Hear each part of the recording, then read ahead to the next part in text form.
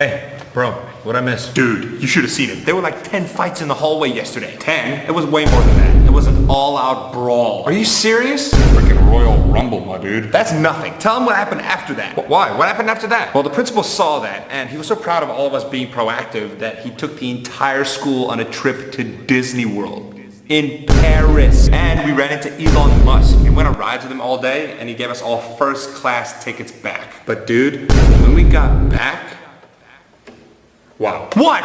Elvis Presley, Bob Marley, and Michael Jackson all came back to life for one day to perform in the cafeteria like the world has never seen before. Yes, seriously. My life has peaked. You know that teacher that no one likes? She said that for every student that was in class yesterday will get a guaranteed A in the final. But that's like 6 months from now. Exactly. And after all that, you're the only one that wasn't here.